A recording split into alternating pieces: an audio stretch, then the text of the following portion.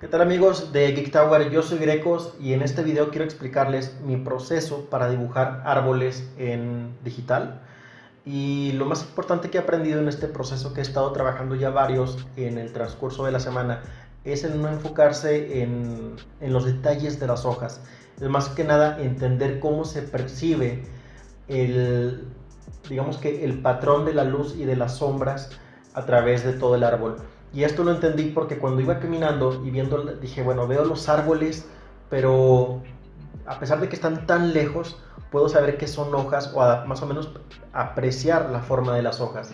Pero bueno, para no entrar tanto en detalle filosófico, lo que estoy haciendo aquí es primero definir un patrón de hojas y tratar de visualizarlas a manera de esferas, porque esto me va a ayudar a pensar más en el volumen que estas ocupan. Segundo, las hojas las voy a meter en la capa de atrás para meter las sombras, y en la capa de enfrente voy a poner esas como esferas que van a estar recibiendo la luz más fácil.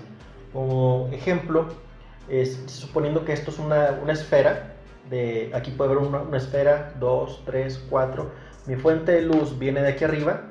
Bueno, cada esfera va a recibir la luz de este mismo lado, esquina superior derecha o esquina superior izquierda. Esto me va a ayudar al ubicar todas las esferas, a saber que este grupo de hojas que está en esta esquina va a recibir más luz que las demás que están en la esquina inferior del lado opuesto. Esas van a recibir la mayor cantidad de sombra.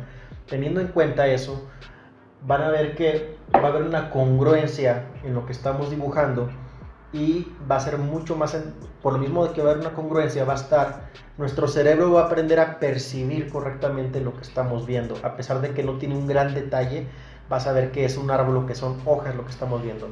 Ahora, sobre todo si estamos dibujando un árbol que va a estar en el fondo, que va a estar lejos, pues no hay necesidad de dibujar tanto detalle.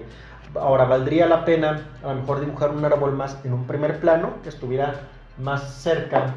Está un árbol lejos, poner uno más cerca, y este árbol sí valdría la pena definir un poco más las hojas, y nuestra cabeza va a hacer el match y simplemente va a decir, ok, va a asociar y va a decir, estas hojas de enfrente son las mismas de atrás, y es un árbol y es este tipo de hoja.